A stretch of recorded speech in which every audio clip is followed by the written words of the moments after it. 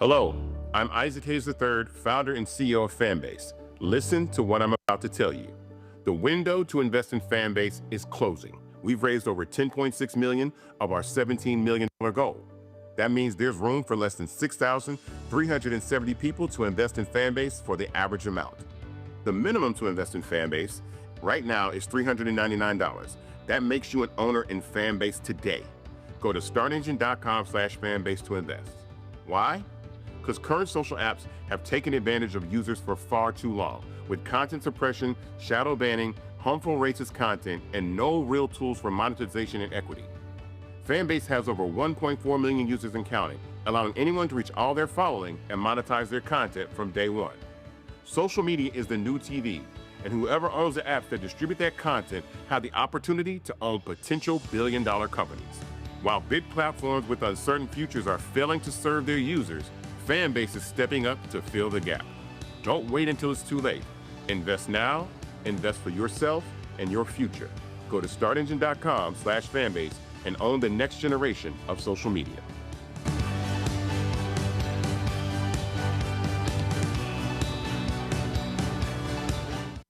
Folks, Black Star Network is here. Hold no punches. I'm real revolutionary right now. Support this man, Black Media. He makes sure that our stories are told. Thank you for being the voice of Black America, Roland. Stay black. I love y'all. All momentum we have now, we have to keep this going. The video looks phenomenal. See, this difference between Black Star Network and Black-owned media and something like CNN. You can't be Black-owned media and be scared. It's time to be smart. Bring your eyeballs home. You dig?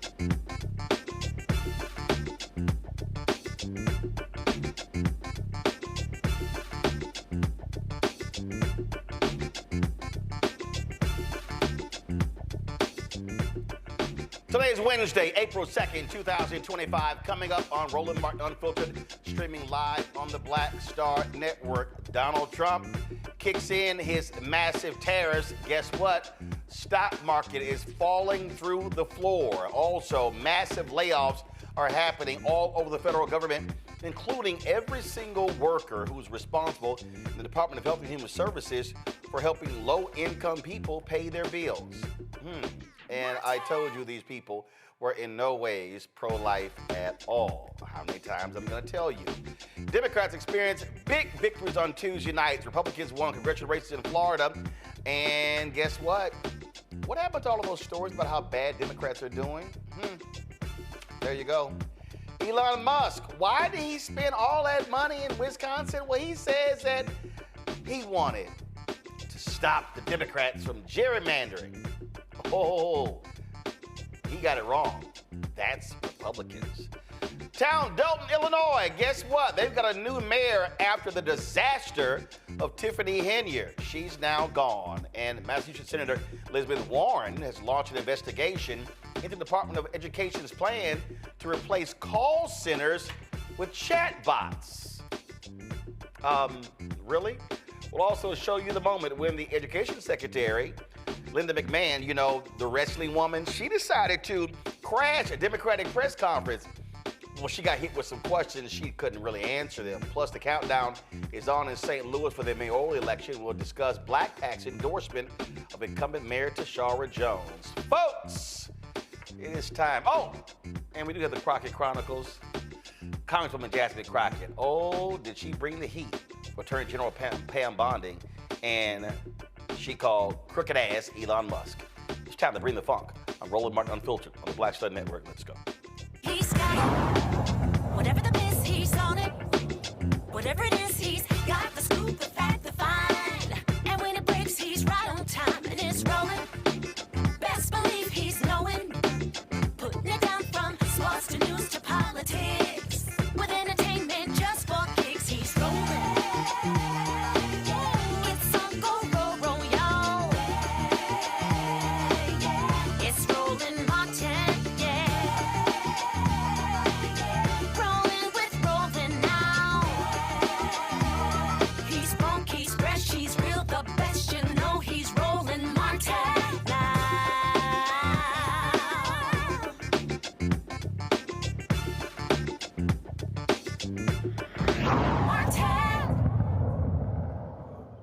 Folks, huge election last night. Big wins for Democrats in Wisconsin. Sarah Crawford beat back Brad Schimmel, the former Republican Attorney General. Elon Musk dropped some $20 million trying to get Schimmel on the Supreme Court. She dog-walked his ass in the election last night. Not only that, Democrats did well all across the state. They flipped several positions. They flipped the mayor's office. Also in Aurora, Illinois, you had an African-American who was elected mayor of a city in Wisconsin. Democrats also won multiple other positions in Wisconsin. Republicans won the 2 congressional seats in Florida, but they only won by 15 points in districts Donald Trump carried by 30 points. Folks, so all of these stories, how the Democratic brand is so toxic and dead, that's interesting because they seem to be winning these special elections. So what the hell is going on? They win a Republican seat in Iowa, a state seat. They win a state seat in Pennsylvania, a district Trump won by 30 points. And so y'all, I keep telling y'all why a lot of these polls are absolutely BS. Absolutely BS. Again, a huge night last night for Democrats. And what you saw is you saw people who were turning out in huge numbers. The folks at votesmag.org, they really do a great job covering a lot of these local elections, these elections of state's attorneys, DAs, things along those lines. And one of the things that they laid out is that they also were watching a race in Alaska as well. Okay, but this is not the only thing that's going on. What we are seeing, folks, we are seeing a number of elections. Now, remember, Vice President Kamala Harris, she lost November 5th. 3 days later, people were telling me, they were like, well, hey, you know, damn, Doc, you moved on. I said, no, I'm focused on the next thing. So what were we telling y'all on this show? We were telling y'all, focus on Louisiana amendments. What happened on Saturday? All four went down, got crushed, 65-35. One lost, 66-34. What did we tell y'all? Focus on the special elections in Florida. And guess what happened? Again, even though those were ruby red districts, Democrats actually ran credible candidates who raised lots of money. They knocked on doors. They actually organized and mobilized. When you cut somebody in half, again, Trump won it by 30 points and the Republicans win by 15, there's a problem here. Then you start talking about what I tell y'all. Stop talking about 2028. Stop talking about 2026. Focus on 2025. What's happening next Tuesday, St. Louis? Mayoral race in St. Louis. Go to my iPad, Anthony. This is right here what Bolt's Bag has. Also on the menu in April, there's several mayoral contests in places like Jackson, Mississippi, St. Louis.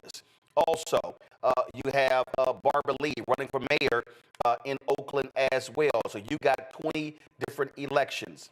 You've got elections taking place. Oh, last night, that was a Democrat who flipped to Republican in Nebraska. That Democrat flipped to a Republican, ran for mayor of Omaha. His ass lost last night.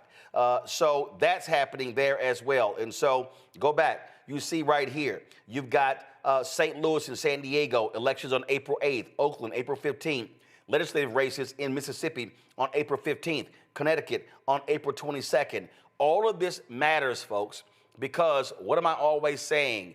We must not be so focused on the loss. Bottom line is Vice President Kamala Harris lost. Now, how do you rebuild? How do you get people focused on what's right in front of them?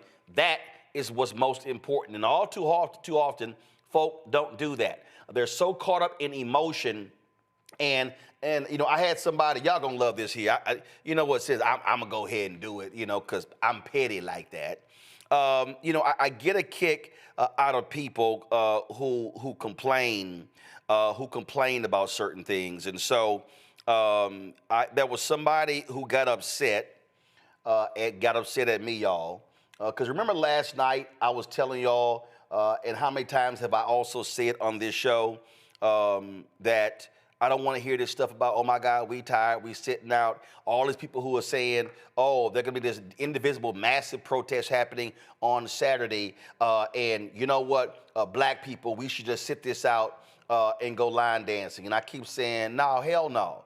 I'm like, we got to be engaged. We got to be focused. We have to be locked and loaded in terms of what's going on. And so I got this on Blue Sky today. There's this sister, I think she's a professor at a college. Her name is Cheryl Neely. And here's the deal. When you send me tweets and stuff publicly, it's public. So this is what she sent me. She said, you really need to stop criticizing black people for refusing to show for protests.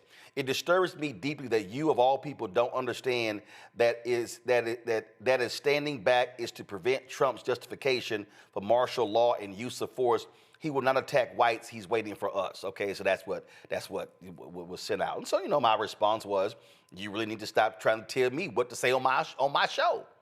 I mean, bottom line is, I'm gonna say what the hell I want to say on my show. I'm gonna say what I think needs to be said.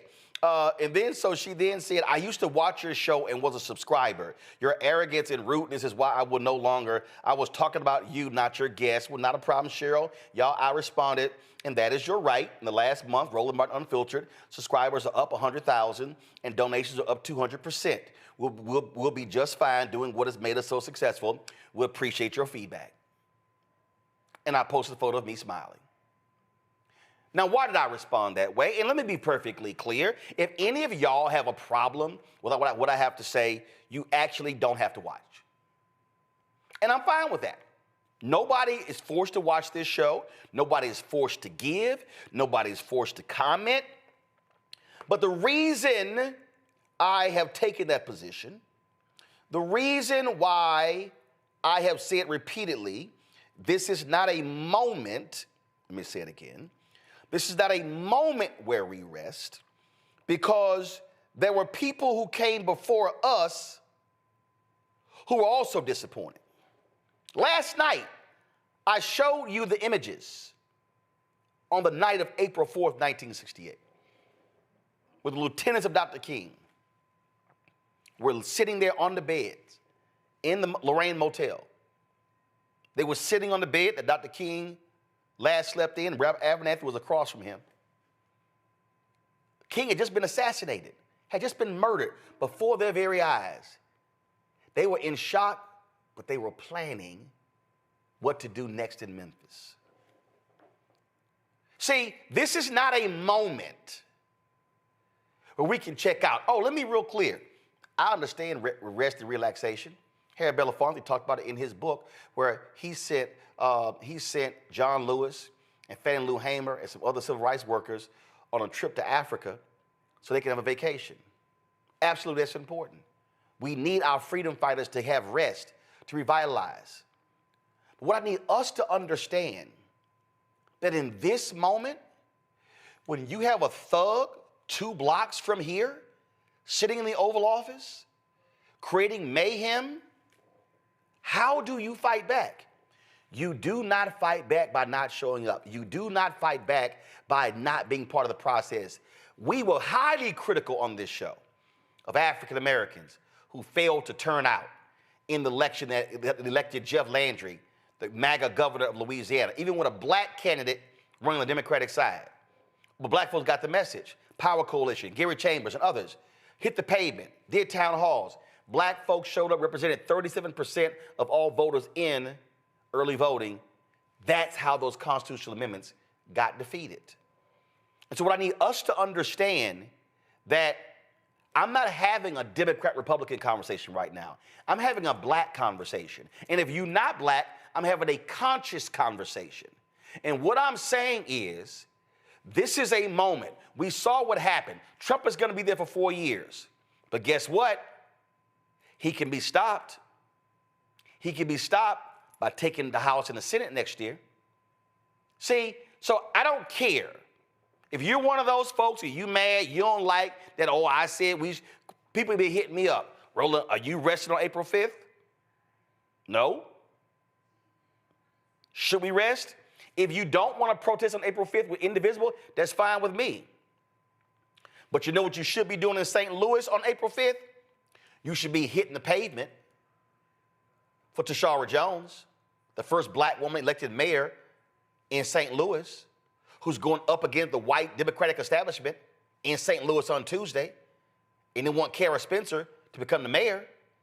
That has to happen.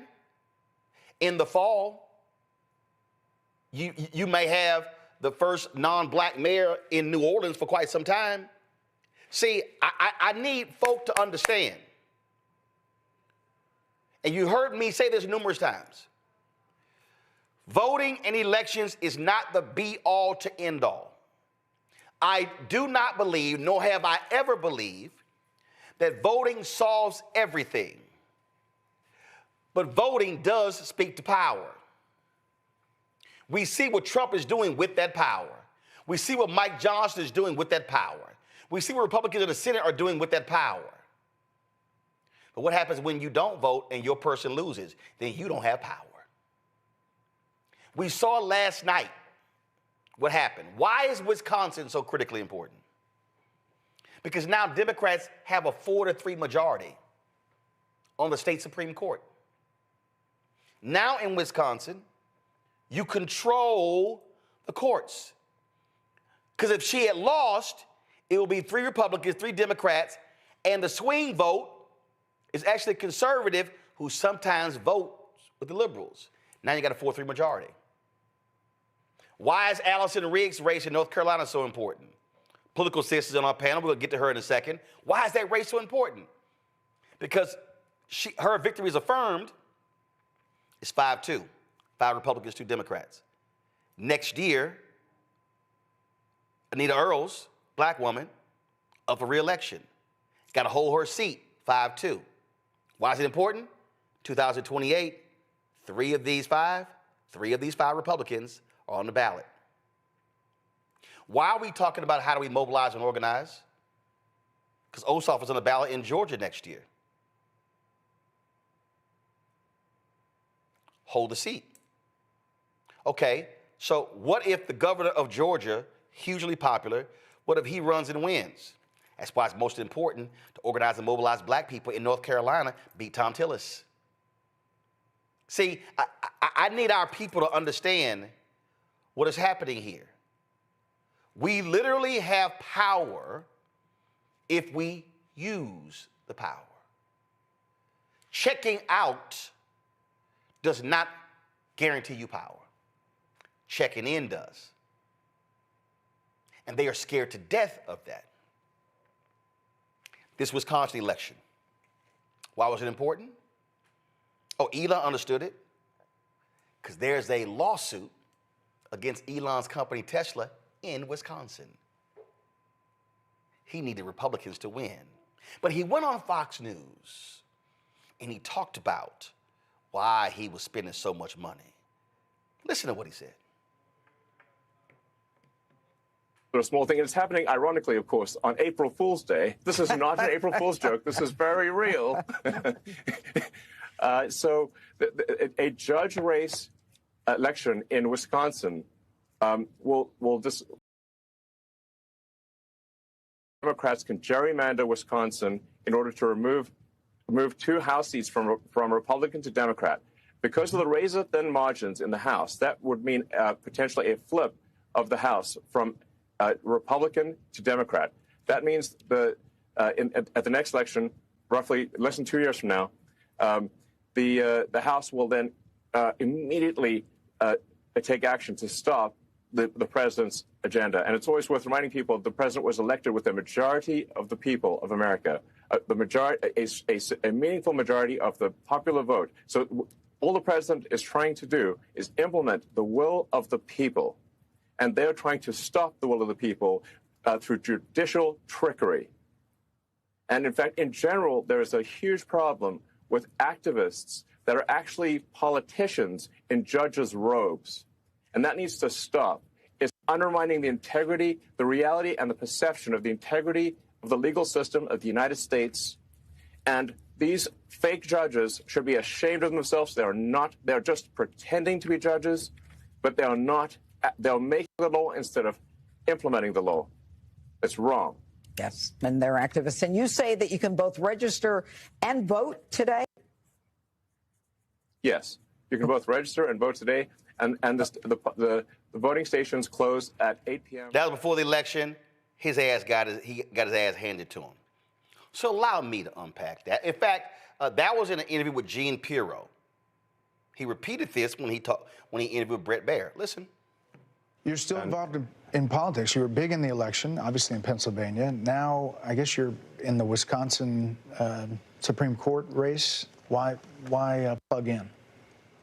Well, the Democrats are trying to redraw the districts in Wisconsin. And we're trying to stop the Democrats from gerrymandering Wisconsin to remove 2 House seats. That's what this whole Supreme Court justice case is about. So I really want to emphasize people out there, if you're in Wisconsin, go out and vote. You can do early voting for the Supreme Court. If you have friends and family in Wisconsin, please urge them to vote for Brad Schimmel. If we don't, we could lose control of the House, and all of the government reforms could be shut down. Finally, what's the biggest...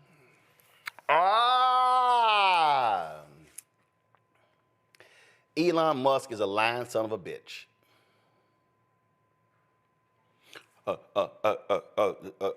Democrats are trying to gerrymander Wisconsin. Really? Anthony, go to my iPad. Stories dated November 25th, 2024. Wisconsin's GOP tilted congressional map results in unrepresentative delegation. Headline: the state's legislative maps signed by Governor Tony Evers in February closely reflected the will of the voters, but Republicans won 75% of the state's U.S. House seats. See, let me help y'all out with something. And we're going to go to Eugene in a second, to our panel in a second, and he knows this. He's a Republican. Wisconsin was ground zero for political gerrymandering. Let me tell you what the Republicans did. And you know who busted them on this here? And I think it was either in the New Republic or it was either in the New Republic or it was in the Nation. A Republican busted them. What the Republicans did was, the Republicans, there was a particular white Republican, and what they would do, and he went around the state. He died. The only reason we know what happened, because his daughter, who's a progressive, got his computer and she released the data. They were using computers and algorithms to actually draw lines in order for them to win. We've seen this in Ohio. Now see, I need y'all to understand politics. Normally when you see a congressional map, pretty much they're drawn, and we covered this before, in Louisiana. I mean, pretty much they're connected. Let's go to Ohio. This is Jim Jordan's congressional district. I want to show y'all what it looks like. Come on, pull a graphic up, guys. Y'all see this? Y'all see how this is drawn? This district is drawn like a snake in order to connect Republican voters and to freeze out likely Democratic voters to guarantee Jim Jordan is elected. That's how they also do it in Wisconsin. So what the let me tell you how the Republicans, how cold they were. What the Republicans did was they actually got together with the computer and they spit these maps out. They allowed the House and the Senate members in Wisconsin to go into a room, a secure room, no windows, to look at the maps. They had to sign in and sign out. Here's what this story right here says, and I'm going to go to it right here. Story says that Wisconsin voters split almost evenly in the November 2024 presidential and Senate elections. Both races decided by less than 1% of the vote. Now, why is that? Now you're like, well, hold up, wait a minute, hold up. Less than 1%? This is the whole state. It's the whole state. That means that Wisconsin, very competitive state between Democrats and Republicans. So I'm confused. How then, back to my iPad, Anthony, how then, though, in the congressional races, could you have Republicans winning 75% of the House seats? See, this is why Elon Musk is a liar. What happened was the Republicans politically gerrymandered the state House and the state Senate seats, and then they gerrymandered the congressional seats. I'm going to pull out. I need to stand up for this, y'all. Because see, you got to understand how evil these people are. So what they did was they gerrymandered the maps. So what happens, the Democrat in Wisconsin wins the Supreme Court race. The progressives in Wisconsin sue. As a result of the progressives suing, the state maps got overturned. That was the map that the governor put in place. Now, here you go. The state's congressional lines, adopted in 2022 by the Wisconsin Supreme Court, were proposed by Democratic Governor Tony Evers after a conservative majority on the court insisted that the redistricted maps make the least changes possible from the existing 4-2 GOP map. 6-2. Okay, let me explain y'all. 6-2.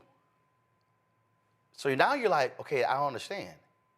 That's a four vote margin. Republicans right now hold the House by 3 votes. I'm gonna bring this to North Carolina because I need y'all to understand how this works. Now you're understanding how a state controls the congressional map. So now the state legislators control who's in power in D.C. So when Elon, they want to change the maps. Yes, because as opposed to Republicans having a 6-2 majority, Democrats say, let's create maps where they're even, and guess what? Whoever wins, wins. It might be 3-3. So check this out. Go back to my iPad. Look at this here. Both the Assembly and the Senate maps received A grades from the Gerrymandering Project with praise for their partisan fairness. Let me tell you how bad it used to be. It used to be that Democrats could win 55% of all the votes in Wisconsin, and they would still be in the minority in the state House and the state Senate. Did you hear what I just said? And not just in the minority, they had a supermajority. The only way that happens is through political gerrymandering. Now you might be saying, well, I don't understand. Supreme Court, Chief Justice John Roberts, in a decision based on a lawsuit from Wisconsin, said, Supreme Court, we got no role in political gerrymandering. That's left up to the states. Need y'all to hear me. So if political gerrymandering is now left up to the states, that means the state House, the state Senate, the governor, they draw the maps. The only people that can stop them from gerrymandering the maps is the state Supreme Court. Do y'all now see why Elon dropped $20 million? Because they now know the Democrats are going to file a lawsuit to change the congressional maps. That might lead to 1-2 Democratic pickups in Wisconsin and push them closer to controlling the House and Hakeem Jeffries being Speaker of the House. You want to see the result? Go to my iPad, Anthony. Right here. With the new state maps in place, Democrats gain 10 assembly seats, leaving Republicans with a 54-45 majority. They also picked up 4 Senate seats, resulting in an 18-15 Republican majority. 16 of the chamber's 33 seats were on the ballot in 2024. The other 17 will be up for a vote in 2026. Elon Musk is a liar. Elon Musk wanted Republicans to continue to be able to control the Supreme Court so they could control gerrymandering. And you know what Republicans in Wisconsin did when Tony Evers replaced Scott Walker as governor? Scott Walker, Republican, Tony Evers, Democrat. They stripped power from Governor Evers. Oh, guess what? Lieutenant Governor of Wisconsin stripped his powers. Oh, the Secretary of State of Wisconsin was a Democrat. The Attorney General was a Democrat. Oh, wait a minute, hold up. Democrats won all of those statewide seats. How could they keep losing the House and the Senate? How could they keep losing congressional seats? Because of gerrymandering. Guys, you can't gerrymander a statewide election, but you can gerrymander, political or racial gerrymander, congressional seats, state House, state Senate. So now let me go to North Carolina. Why is this so critically important? Because that's what Republicans did in North Carolina. Republicans in North Carolina had a 10-3 majority. Bishop William Barber, others fought it. Democrats got control of the governor's mansion, but more importantly, they got control of the state Supreme Court. That's when Sherry Beasley was Chief Justice. Democrats control it. They rule against racial gerrymandering, and guess what happened? In North Carolina, it went from a 10-3 Democrat-Republican majority to 7-7. Do the math, y'all. That's 4 seats. Guess what? Sherry Beasley ran for chief. She was appointed Chief Justice. The white Republican got mad because he thought he was in line.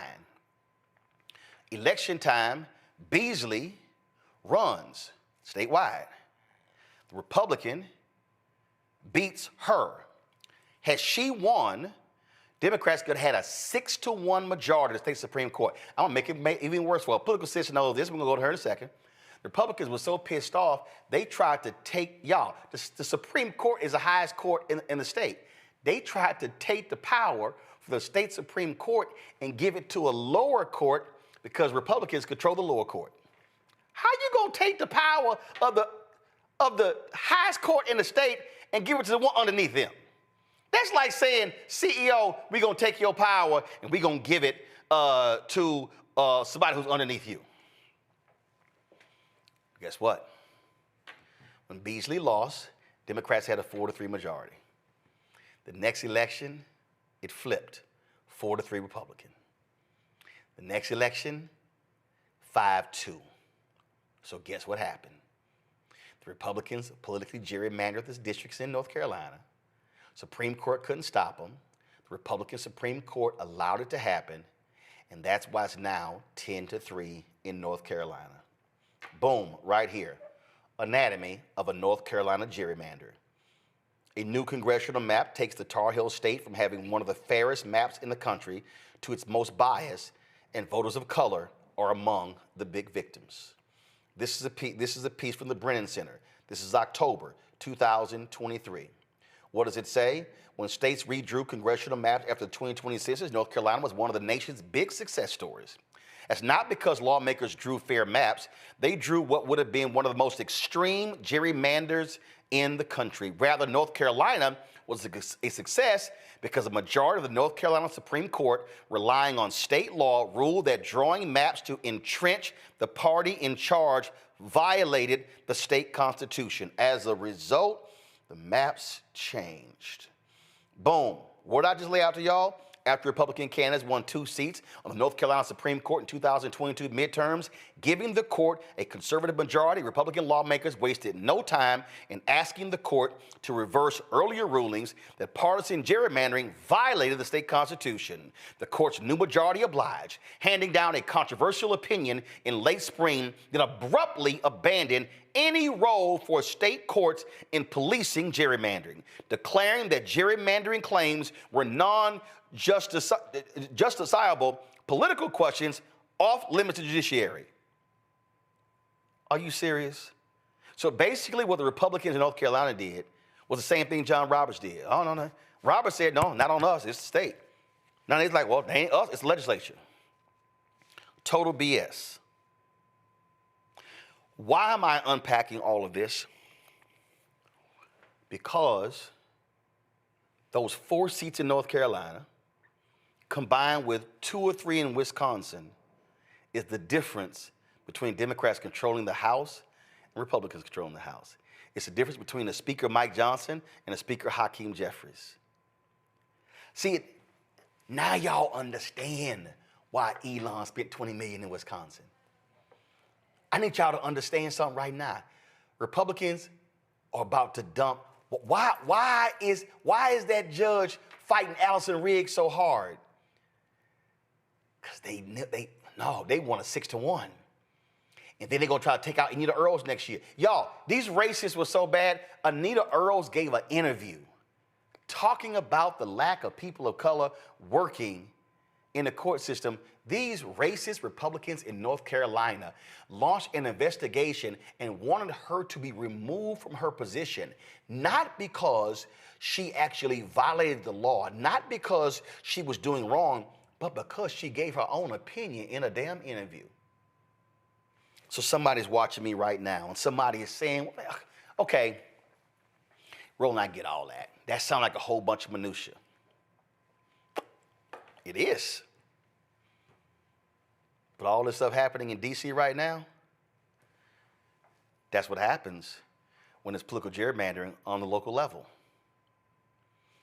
All the stuff happening in D.C., that's what happens when the people who control the State House are in charge. Why is the next presidential election so important? 2028. Whoever wins the White House in 2028 controls the census count in 2030.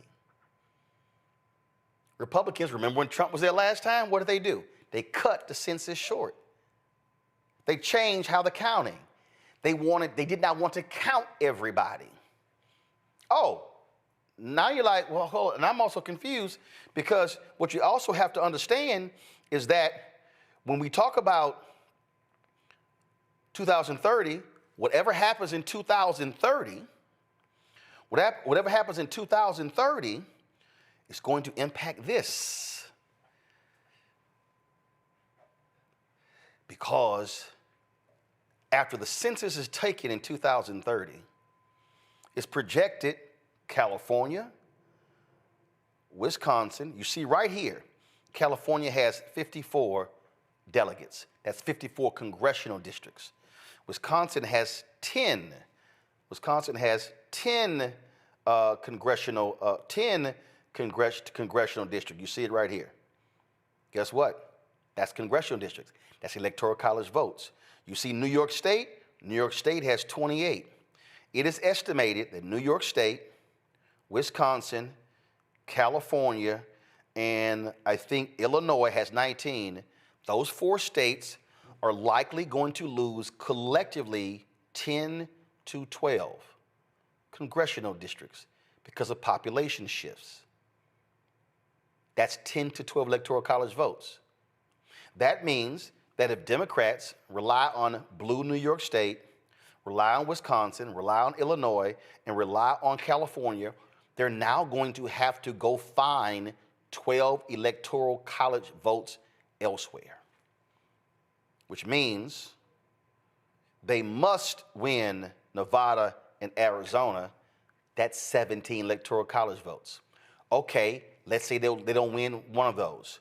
That means they've got to flip North Carolina, 16 electoral college votes. Georgia, 16 electoral college votes.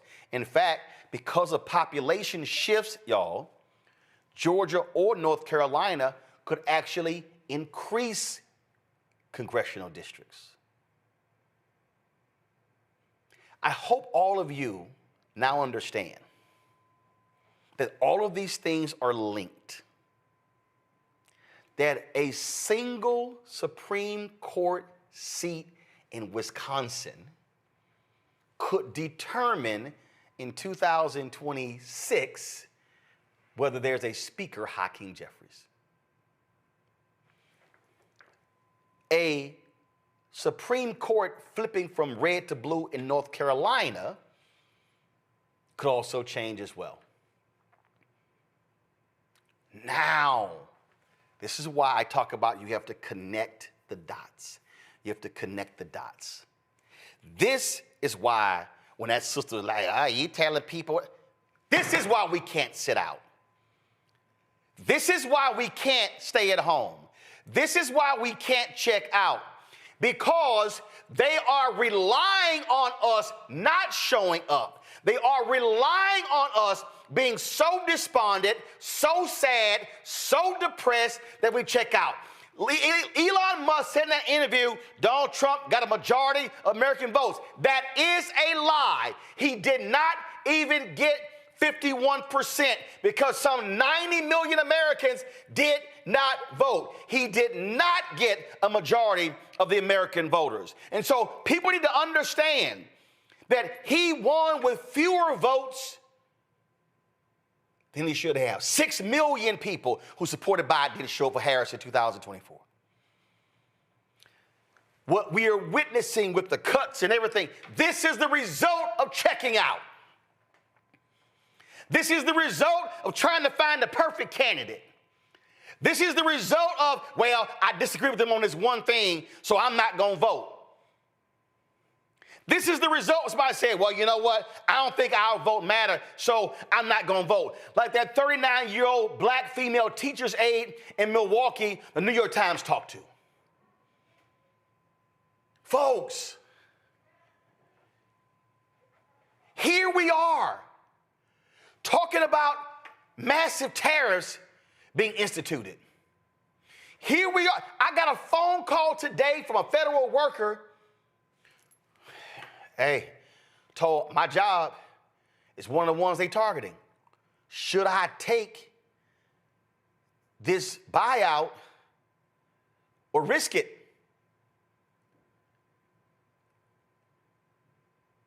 Massive amounts of people losing jobs, getting fired, services getting cut. They cut food aid. Food trucks were on their way delivering food to multiple states, stopped them. That is the result of us sitting out and checking out. So excuse the fuck out of me, Cheryl, if I tell people absolutely do not check out. Scientists are being fired from the CDC. Scientists are being fired from the Health and Human Services. People that protect our water, our food supply, are getting fired to give oligarchs and billionaires more tax cuts. And you want to trip because you don't like me saying people shouldn't be checking out? There ain't a black person in America who can afford to sit on the sideline. Oh, I know we got some folk with money. I know Adam Pac-Man Jones is MAGA. I know the other fool, AB. I know Le'Veon Bell, these other little people, these other little folk running around. No, y'all. This is not the moment. This is not the moment.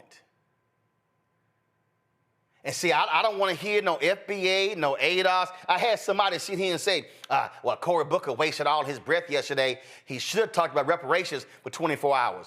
See, here's how that's even stupid.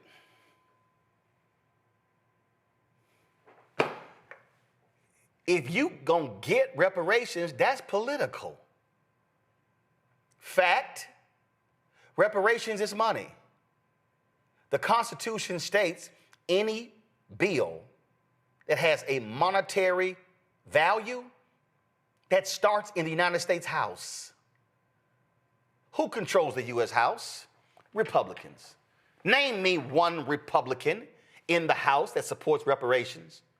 Name me one in the United States Senate that supports reparations for black people. So explain to me again how withholding your vote is going to get you reparations when the very people that's going to vote on reparations are the people who are elected. See how dumb that shit sounds? This is what happens when we allow Simple Simons to hop on YouTube and hop on social media and feed us with massive amounts of misinformation and disinformation, saying dumbass shit constantly. And we go to the barbershop and the beauty salon and we repeat that sort of stuff.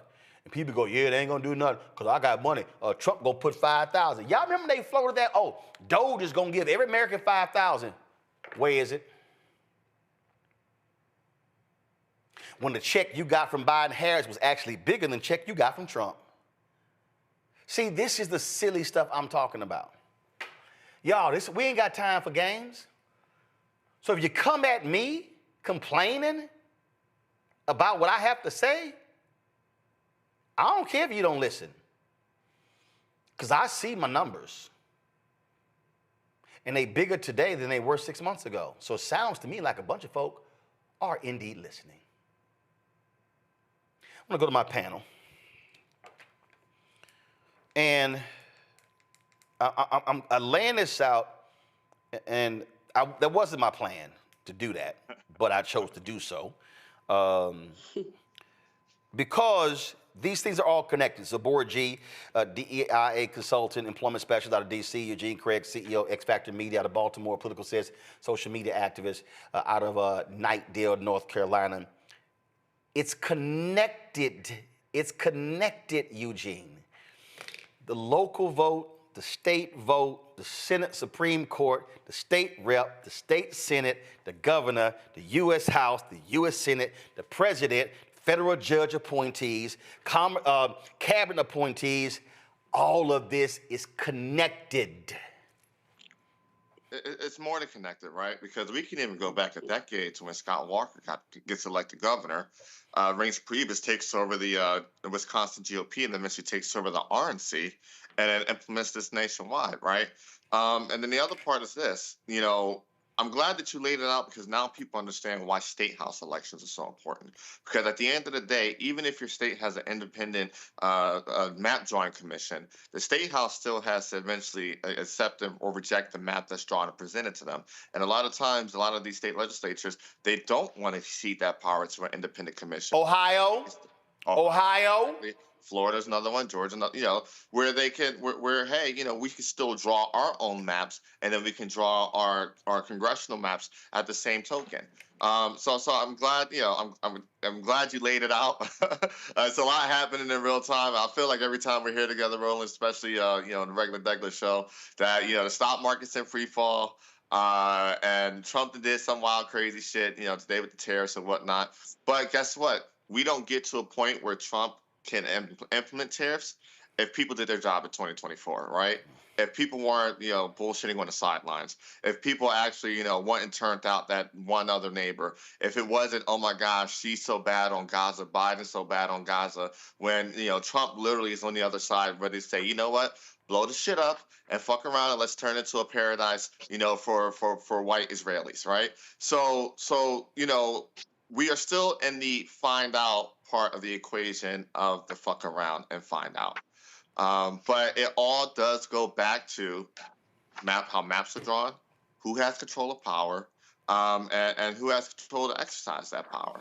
At the end of the day, you know, the judicial route is one of the cures, but we can prevent so we don't ever have to actually go that route. Yeah, but the point is, the board, you can't ignore judicial races. I love when these fools, let me go ahead. I got some little dumbass, Leon something, like Roland Martin is a paid Democratic shield. No, fool. I'm here talking about black folk. I'm talking about how we get stuff happen.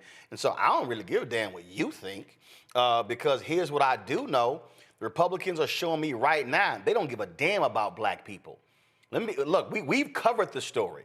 Trump has dropped a lawsuit against the petrochemical companies in Cancer Alley in Louisiana. Who's dying from those chemicals? Black people. Trump has pulled out of a voting discrimination lawsuit in Texas that limited black and Latino voting power. Trump pulled out of 2 discrimination lawsuits in Texas as well, one dealing with housing. So silly, simple Simon ass Leon, here's what I can show you at Leon 215. I can show you numerous examples how Donald Trump and MAGA are specifically targeting black people, and you ain't saying a damn thing. Zabora, go ahead.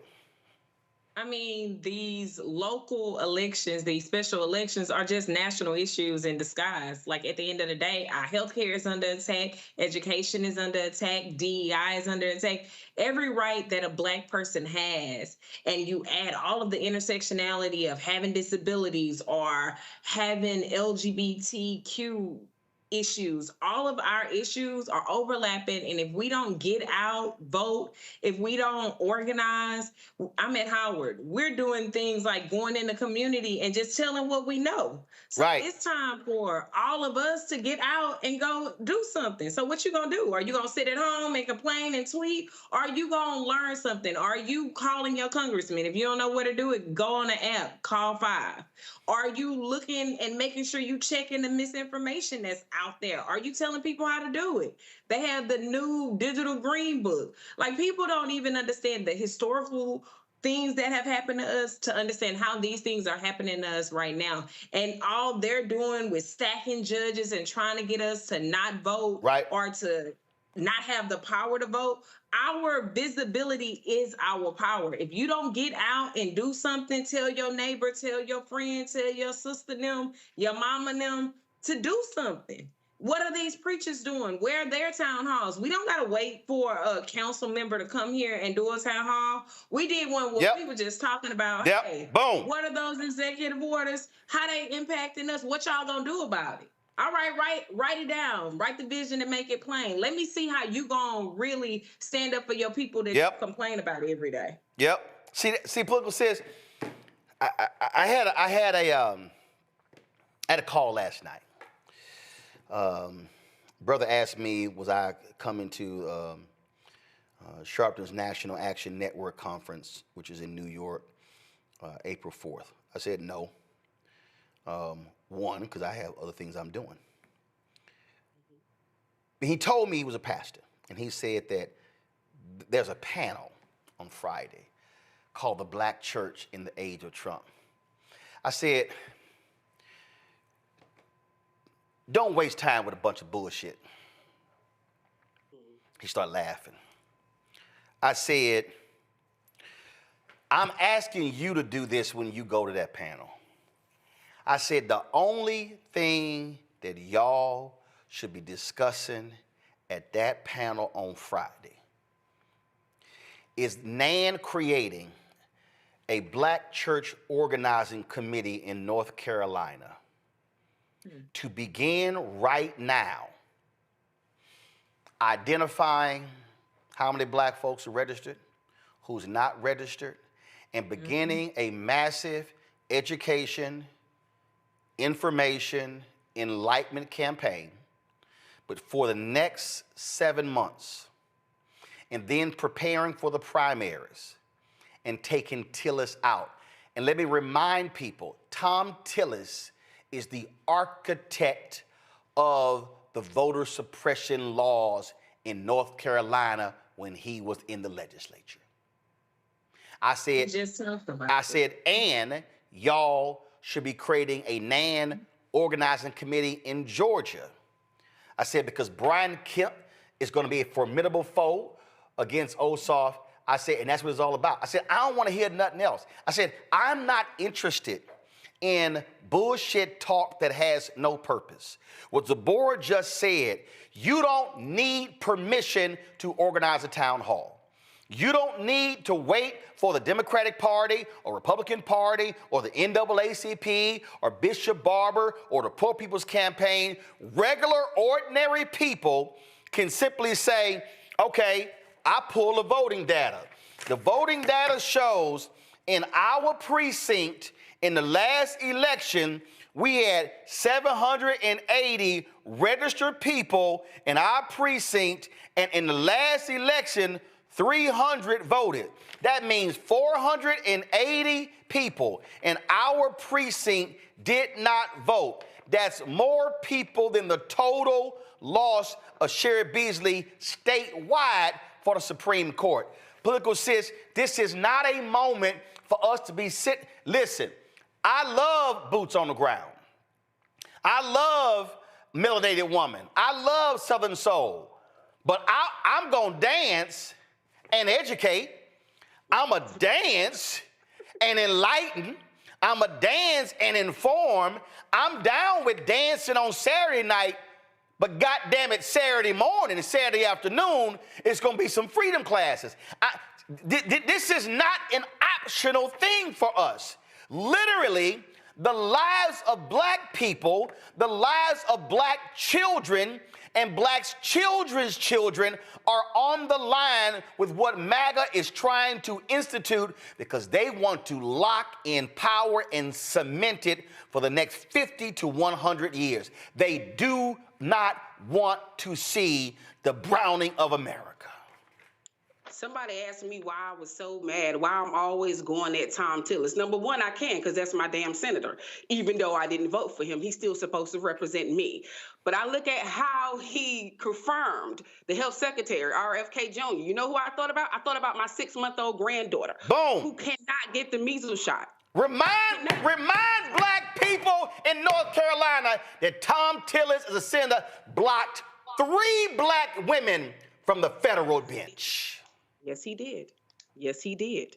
And he does not give a damn about anyone, especially if you're black. He's been like this. He's always been an arrogant, cocky-ass man who doesn't give a damn about anyone but himself. And his ass is not even from North Carolina, by the way. Not at all. But like I said, I think about my 6-month-old granddaughter who can't get the measles shots, but his ass went ahead and confirmed RFK Jr., knowing damn well he's dangerous. He's dangerous to North Carolinian babies, all babies, period. I think about when he confirmed FBI guy. I think about when he confirmed Pete Hegseth. When it comes to North Carolina, we have our state is one of the most that have when it comes to military base.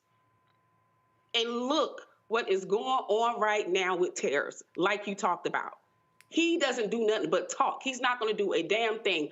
What took place last night scared the shit out of Tom Tillis. Oh! It scared the shit out of him. All of them. Scared him. You know why? Come on. Because they might be screaming, oh, Florida didn't do good. Florida, Democrats didn't do good in Florida. Yes, the hell we did. Yes, the hell we did. In District 1, 14 points, right? They slashed that shit. But District 6, 8 points. When Mike Watts, when he won by 32 points. Make it make sense. And we're talking about here in North Carolina, it's not even ruby red in North Carolina. It is purple. And each time Tom Tillis ran, do you know what? He did not win by 10 points, not 9 or 8 points, no more than 4 or 5 points. So he is scared right now. So you best believe the same thing that rich man was doing in Wisconsin, he is going to be doing in North Carolina. And he may be in the skies doing it, but he will be doing it. And trust and believe, Tom Tillis, he's short. Because if he do something in the primaries, he's going to automatically lose. He's going to automatically lose. Hey, Roland, can I jump in for a second here on this point? Go ahead. So this is the thing, right? Where Democrats are right now is exactly where Republicans were. 2009, Ted Kennedy dies, all right? Scott Brown wins that seat in Massachusetts, and then homeboy that ended up taking Obama's seat wins a year later in Illinois, right? Republicans saw that same margin and then figured out how to actually, one, galvanize it and apply it to across the map in the 2020 and 2010 elections. And let me tell you what that looked like. That looked like FreedomWorks raising $1 million, $2 million per week from both big donors and small donors. And now you apply that across multiple organizations. It looked like nonstop activity. It looked like every day when Fox News and CNN are going into these quote unquote town halls, half of them were astroturf, but the other half were literally pissed off people that just wanted to rebel. And yeah, a big part of that also was a white lash. But Democrats are right now where Republicans were in 2009. But and what you see is this, and at 20 points, let's just cap it at 20. You literally see a wave bigger than what Republicans captured in 2010. You see Democrats probably get damn near 2/3 of the House with that kind of margin. So from here, everyday people can go out and hold their own town hall. They can get their own organizations going. And targeted states like North Carolina and Georgia, absolutely. And I want political sense. I'm going to go back to you because here's what I need people. I'm not asking, listen to me, people. I'm not asking y'all to launch a new organization. I'm not asking you to go out and raise $500,000. I'm not.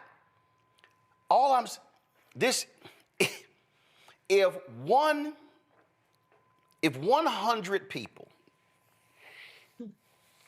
100 people say, I'm going to touch 25. Everybody listening to me right now, you know 25 people in your city. You do.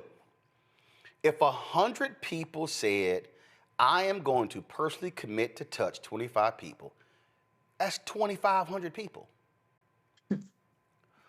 So now, if that happens in 100 different places around the state, we now are talking about a lot of people. Elon's gonna dump money. Republicans are gonna dump lots of money, but I keep telling y'all, you might be a billionaire, but if you live in that state, all your ass got is one vote. The multiple votes of low income, working class people can beat back billionaires any day of the week. Because all they got to say is, y'all keep running them ads, we ain't listening. Y'all can keep putting them billboards, we ain't listening. We going to take your ass out at the ballot box. Political says, this is all I'm saying. And I need people, when I was in North Carolina, the vice president, Negroes were afraid to call it the black belt. We were putting the flyer, oh no, you're coming to, no, I said, put the black belt on there. It's called the black belt. They would have came. See, y'all. Roland, you know how I feel about Tom Tillis. You know when I've sat there and I said nobody's running against him. No one has said anything yet. And here it is, just because next year they want to wait to the last minute to do something. Now is the time to do something. We got to be, I got to. You don't, I was saying you don't have to start an organization, but here's the thing. Like, TikTok, all that, okay, that's good.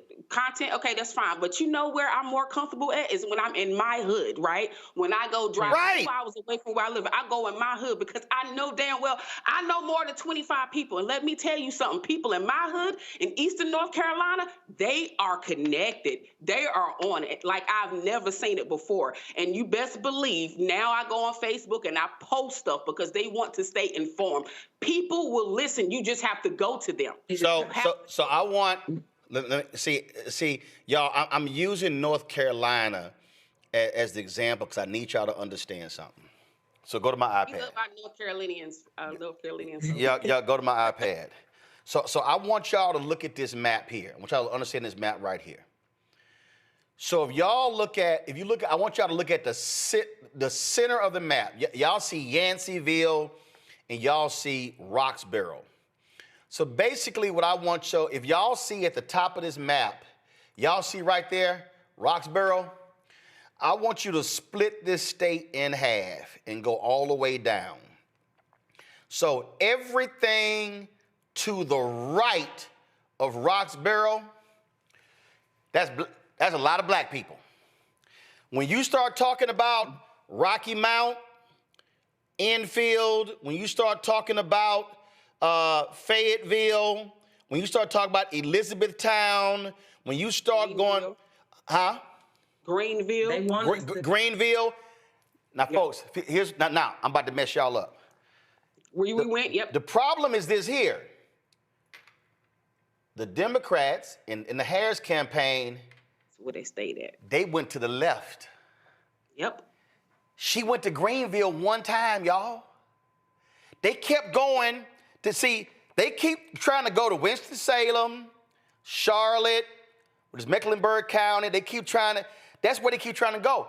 No, the rich votes in the East. So, forget the campaign. What I'm saying, NAN, NAACP, or forget the organizations, regular ordinary people, if we mobilize East North Carolina, Tom Tillis can't win. That's why I said, call me. I'm from Eastern North Carolina. I'm from New Bern, North Carolina. Call me. They are there. They Kinston, Greenville. You saw how packed it was, Roland, when we was in Greenville. It was super packed. And you know what I said? I said, damn. Only if they would send her to New Bern, North Carolina, or even, you didn't even got to go to New Bern. You could go to past Greenville, New Bern, Jacksonville. All those right there, even have just because it's red does not mean that it's not a lot of black folks. It's a lot of us. I know, trust me. But so, they call us minority voters, but we really hold the majority if we use our power. That's right. They don't listen to us because we got to show up. We can't be lazy. We got to be strategic, and we got to do something. We can't keep just sitting on our hands and thinking, okay, let me be lazy and it's going to change for me. No, freedom come with you doing some work. Boom. And that means telling somebody. We had a man drive away from North Carolina 2 weeks ago to D.C. to watch what we was doing. We working with him to try to do town halls at these churches. We didn't have no money. It was just students who feel like, hey, we got to do something. If we in this area, we on the soil, we got to make some differences. And young people can still be the thing that make this change. We can make 2028 different if we really educate our people, if we organize. And I'm talking about old school organizing. I'm talking about where's your old school staple of gun? You got flies on we were in the hood talking to the young men, talking to the people on the corner because they can vote. Right. A lot of them can vote. A lot of them don't even know their rights towards vote. So what you're talking about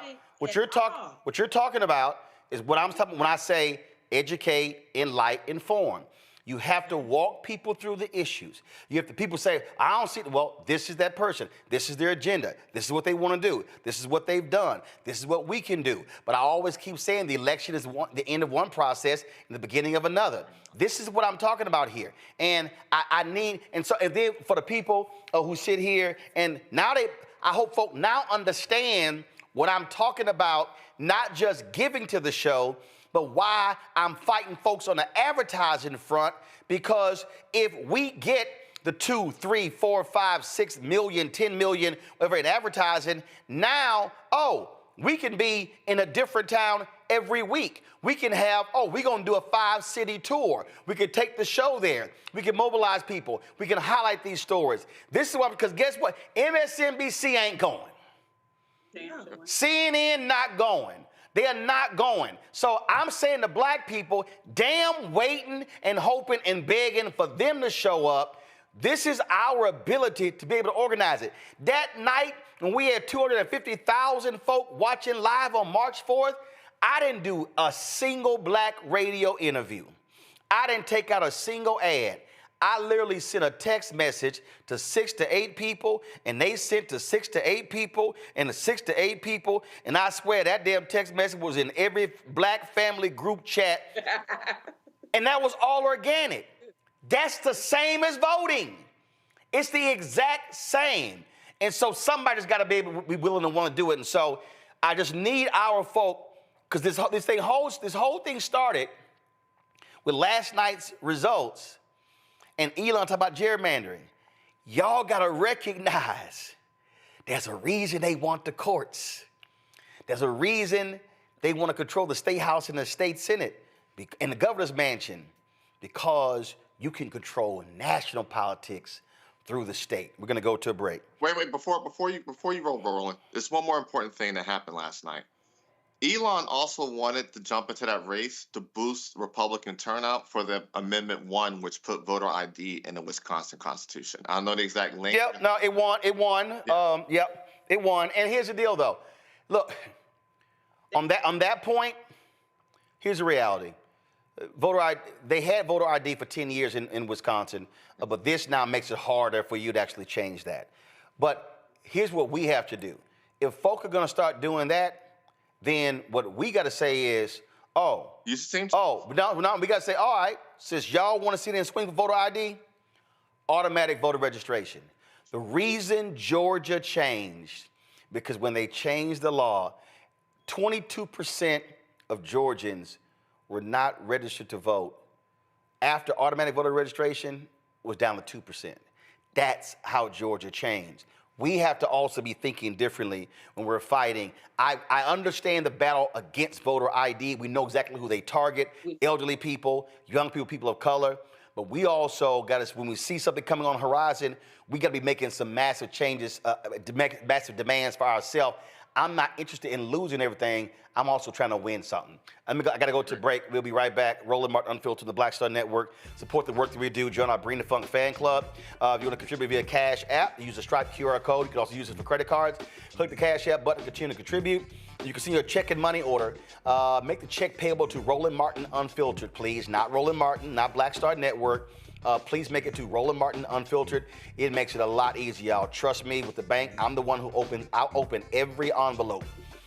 So please, make it out to check and money order to Roland Martin Unfiltered. P.O. Box 57196, Washington, D.C. 20037-0196. PayPal is R Martin Unfiltered, Venmo RM Unfiltered, Zelle. Roland at RolandSMartin.com, Roland at RolandMartinUnfiltered.com. Back in a moment. We begin tonight with the people who are really running the country right now. Now, Trump is often wrong and misleading about a lot of things, but especially about history. Donald Trump falling in line with President Elon Musk. In the wake of the unsettling news that MSNBC has canceled Joy Ann Reid's primetime show, The Readout, Roland Martin and the Black Star Network would like to extend an invitation to all of the fans of Joy Ann Reid's MSNBC show to join us every night to watch Roland Martin Unfiltered, streaming on the Black Star Network for news, discussion of the issues that matter to you, and the latest updates on the twice impeached, criminally convicted felon-in-chief Donald Trump and his unprecedented assault on democracy, as well as co-president Elon Musk's takeover of the federal government. The Black Star Network stands with Joy Ann Reid and all folks who understand the power of Black voices in media. We must come together and never forget that information is power. Be sure to watch Roland Martin Unfiltered weeknights, 6 p.m. Eastern at youtube.com/Roland S. Martin or download the Black Star Network app. This week on the other side of change. The economy is not working. Trump's got trade wars, recalls, the price of groceries are through the roof. And there is a better way. There is another way. Join us as we talk more about it and we reimagine something better on the other side of change. Only on the Black Star Network. Next on the Black Table with me, Greg Carr. Brown versus the Board of Education. The history books call it the court decision that ended racial segregation in American schools. But a brand new book, Jim Crow's Pink Slip, uncovers a devastating unintended consequence of that 1954 Supreme Court decision. We may, if we were lucky, have been the very last generation of Black students to have experienced these generations of Black teachers who have never been replaced. Dr. Leslie Fenwick joins us to talk about her book and the actions following that landmark decision that dealt a virtual death blow to Black educators. That's next on the Black Table, right here on the Black Star Network. What's up, y'all? Look, Fanbase is more than a platform. It's a movement to empower creators, offering a unique opportunity for everyday people to invest in Black-owned tech, infrastructure, and help shape the future of social media. Investing in technology is essential for creating long-term wealth and influence in the digital age. The Black community must not only consume tech, we must own it. Discover how equity crowdfunding can serve as a powerful tool for funding Black businesses, allowing entrepreneurs to raise capital directly through their community through the Jobs Act.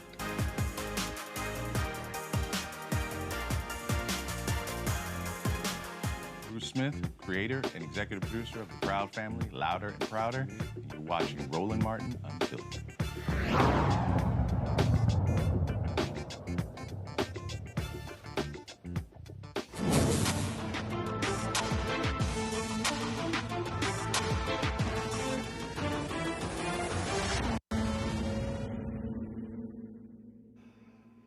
Hashtag Team Whip That Ass show up today on Capitol Hill, embodied by Congresswoman Jasmine Crockett. She did not mince any words when it came to Elon Musk and Donald Trump, but also his Attorney General, Pam Bondi. Now recognize the ranking member of the subcommittee, Jasmine Crockett. Thank you so much, Mr. Chairman. And I first just want to begin with a news alert. Guess what? Joe Biden is not the president anymore. So maybe we can move on. Maybe we can move into the present, because it seems like we are living in the past. And listen, these are not the good old days, you know, like you used to sit around and your grandparents would talk to you about what used to happen. What we need to be talking about is how we are going to legislate, because I think that some of my colleagues have confused what our jobs are. And I get that we're sitting in judiciary. And so it may seem as if we are here to be litigators, but we are here to be legislators, which means that we are supposed to be writing laws, not trying to have our own trials and determine whether or not something is true or not, or whatever the case is, or who should be sued, who shouldn't be sued. All I know is that a great American hero, a good senator out of New Jersey, said something to the effect yesterday as he was shattering the record for holding the floor, a record that had been held by another racist in this country. As he shattered that, he said something about the fact that this should not be about left versus right. It should be about right versus wrong. And I am going to tell you that I want us to focus on right versus wrong. The reason that we are struggling right now in this country as it relates to people not trusting agencies, honestly, a lot of it is because of elected leaders. Let me tell you, one of the things that the chairman and I actually agree upon, we don't agree on a lot, is that we both know that there has been a sharp incline as it relates to threats upon our lives. Regardless of what side of the aisle you sit on, we both know and agree that as sitting members of Congress, we both are enduring more death threats than anybody should in this country. And I believe that it is because of the divisive rhetoric, and it is because of the selective enforcement of things. And so when we have, and I'm gonna be clear, because I had remarks and I'm going a whole other way. To have the sitting Attorney General go on, and I'm gonna call it faux news. I know some of y'all love it, but it's fake to me. To have her go on Fox News and to then decide that she wanted to send a threat to me, it was wrong. Because here it is, she is the highest law enforcement agent in this country, and people are watching and they are consuming this information, and they are believing that simply because I decided that I wanted to exercise my right to free speech, which I am not abridged from doing, that she then wanted to then politicize something that should not be politicized. I don't like Elon Musk. I'm gonna say it 50,000 times. I don't like him. I don't like that he going out there and he firing people. I think that he's a crook, because somehow the rest of us can't sit around and get whatever federal contracts we want. The rest of us can't sit around and get law enforcement and get them somehow ordained as federal law enforcement to protect him. The rest of us can't get our dealerships protected by the federal government. That is somebody that is operating above the law. For whatever reason, just because he has a lot of money, more money than everybody else. And yes, I am happy to see that on my birthday, which is what I said, there were peaceful protests around this world against him, because he is a problem. And so you never should have somebody that is sitting that high and is going to sit up here and threaten a sitting member of Congress when she knew good and well, if she watched the entire thing, that I specifically told protesters to make sure you consult with lawyers, just like I've told protesters over and over and over in the history of me advising people to go out and exercise their constitutional right. The fact that there are other sitting members that have received letters of threat from this new DOJ tells me that they are about retribution and they are not about following the law. The reason that our party, or I won't even say our party, our country is torn apart is because we can't even agree on right versus wrong. This should not be left versus right. The only thing that we're asking is that we have law enforcement that will show up when there is an actual crime. If somebody calls and says, hey, I need you to investigate this cyber crime, or I need you to investigate this child pornography, or I need you to investigate this robbery then we want somebody to show up, and we don't want them to look at us and act as if just because I'm black or because I'm woman that I am not worthy of having that case investigated, because we have an administration that is continuously railing against diversity, equity, and inclusion. Or we don't need people that show up that feel like diversity should not be valued. That is why we should have somebody that may show up and looks like me. The final thing that I'll say, because you've been gracious, is this.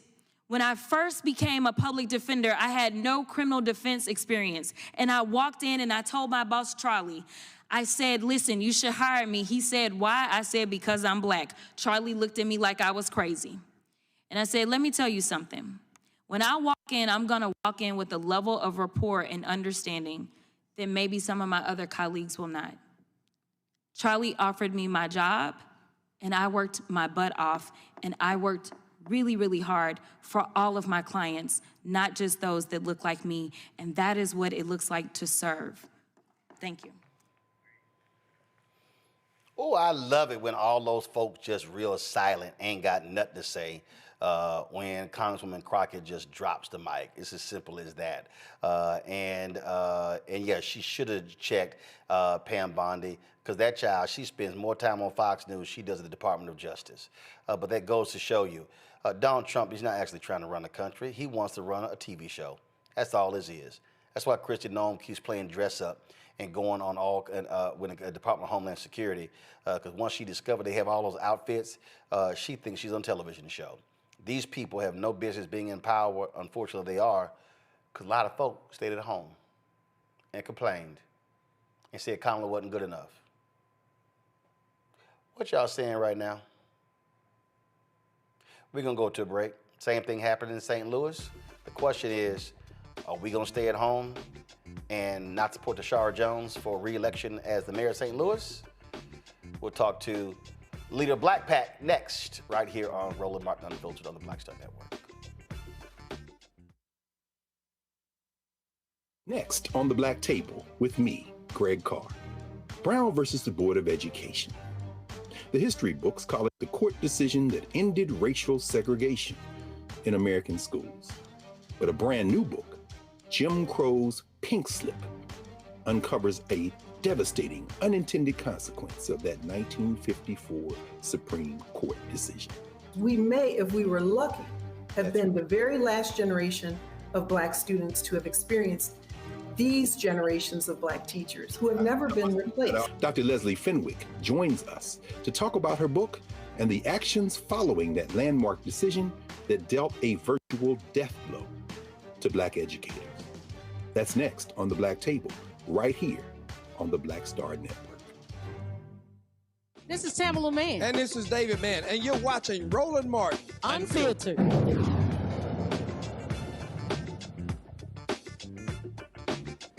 Folks, April 8th, Tuesday, big election runoff in St. Louis, be the next mayor. Kara Spencer won the initial race. She is running against the incumbent Tishaura Jones, who was the first Black female mayor in St. Louis history. And of course, we were there with a town hall 4 years ago when she was running. It is going to be a tough race. A lot of money is being poured into the campaign coffers of Kara Spencer. Democrats in the city, they also are backing her over the incumbent mayor. But Jones is getting support from a lot of different places. Joining us right now is Tracy Blackman. Tracy, glad to have you here. First of all, walk us through what your PAC is doing to impact this race. Thank you, Roland. I appreciate the invitation to be here. The Black Church PAC is trying our best to offer support to the campaign of Tishaura Jones, along with many other supporters in St. Louis area who have been doing the work on the ground for a long time here. We are concerned that in the primary, which should have been an easy race for Tishaura, was not, because there was an influx of money from business people who gave hundreds of thousands of dollars to make sure that Tishaura does not get another term. And that money was used to do slander advertising, to her opponent tell lies about her record. And we saw this work just a little while ago with Cori Bush. And so we're fighting like heck to make sure it doesn't happen again. So, so what exactly are y'all doing? Are you doing on the ground? Is it billboards? Is it commercials? What exactly are you doing? The Black Church PAC is committed to doing advertising for Tishaura. We already have other organizations on the ground who are doing the door-to-door work, doing the footwork. I certainly am going to be at the polls, working polls for her. But largely, the Black Church PAC is a national organization, and there's a team on the ground for her. We're just trying to use our influence to motivate pastors and leaders and churches to get out the vote so that she can win this election. It is going to be crucial. And as I keep saying, folks can pour a ton of money into it, but they only have one vote. And the votes of regular, ordinary people can cancel out rich folk. Well, that's absolutely true. But as we saw in the primary here, only 17% of eligible voters came out to vote. And the majority of those voters were on the side of town where Cara Spencer is more familiar and better known. And so we are really engaged in trying to move people from apathy in this moment out to the polls to help us Tishaura Jones. She's the third Black mayor in St. Louis, the first Black woman, of course, as you said. And it's ironic that all of the previous two only had one term. And so we want to break that cycle with Tishaura. She's been doing excellent work here, putting money into the north side of St. Louis where money has not been put for decades. And that's some of the reason that the large amounts of money are going into a campaign for Cara Spencer, for people who want to buy up gentrifying land at low prices and then not do anything with it. Tishaura is all about business and all about people. And we are excited about the possibility of being able to grow with her and continue the work that she has begun. Oh, and see, the thing here that I keep saying this, there's no excuse when we talk about turnout. At the end of the day, we can't complain when somebody else wins if we don't show up. And I'm constantly saying, where you have significant numbers of African Americans, if we vote at 70% of our capacity, meaning the number of Black eligible voters in a particular city, state, or even in this country, if our target goal is 70%, we can dominate elections. Absolutely. And that's certainly true in this election in St. Louis. But what we're fighting against are people who are just checked out. They weren't just checked out of this race, but they were also checked out of the presidential race. And so we have a long way to go to get people motivated to come out. They don't believe that their vote matters. Another thing that I'm concerned about, Roland, that I will say here, is the lack of education that people have about voting. The last two times that I've worked the polls, people show up at the polls not even knowing that they should register before, right? These are just basic civic things that are not taught in school anymore. And so I'm hoping that we as the Black community will take this on ourselves, because we need to, and make sure that we are having classes about what it means to vote, how to vote the entire ballot, how to choose candidates, and excited the process again. There is widespread rampant in St. Louis, but nationally. But I am certainly talking about here. Questions from the panel. Political issue first. Hello, thank you for coming on. So in 2021, I know you brought it up, but in 2021, the current mayor, she won by in the primaries by 5,000, I think. And then recently, Spencer, it was almost 23K to 12K. That is scary. But yes. What made me do a double take at Miss Spencer, if I'm not mistaken, and maybe it had already happened. It already happened. The state, the governor took over the local police there. Am I correct? That has happened now. Yes. Okay, so Ms. Spencer agreed with that, and all I can think about is what's going to happen, who they're going to hire now. They're going to hire more white police officers, right? Is it going to be more discrimination, going into black neighborhoods? So that is something that really spooked me, and I just want to know how are the voters aware about that or no? Absolutely, the voters are aware about that, and even beyond that obvious grievance, the money that she is getting are from investors in St. Louis who have for a long time bought up property in the north side of St. Louis, which is gentrified, and then just sat on it, right? They didn't develop it, they didn't build houses, they didn't put businesses there, they just sat on it. And the black side of town has suffered tremendously because of absentee slum landlords in vacant lots or using vacant properties and not doing anything with it. The investors who are giving Cara Spencer the money are responsible for that. And you can't tell me that you put that kind of money in a mayoral race without expecting some kind of return. So there are a lot of red flags. There are a lot of red flags. The idea that many of the things that Cara Spencer in her ads criticized the current mayor for are things that she voted for as an alderman. This person has been an alderman, which is the legislative body for St. Louis, for 10 years, right? And so it's deceptive advertising, it's race baiting, it's playing to the business partners in this area, and it is not for the benefit of the entire community. Right. And one more thing, you said investors. One more thing, just this the last thing. Was it the Black Platinum plan when it came to the investors under Trump? They gave them money. No, it wasn't the Black. It wasn't the Black Platinum. It's people who have for a long time been buying up dilapidated land, and I don't know why they are just sitting on it, but they are angry with Tishaura because she won't play ball with them. Zabor? Thank you. Thank you.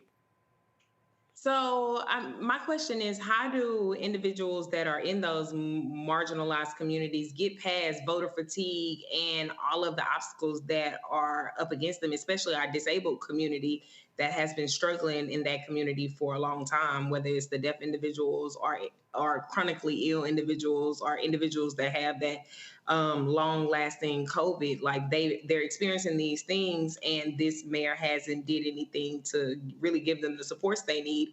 How do they get past that voter fatigue when they feel like nothing is changing? I hope I'm not talking out of turn. I think this is important to say.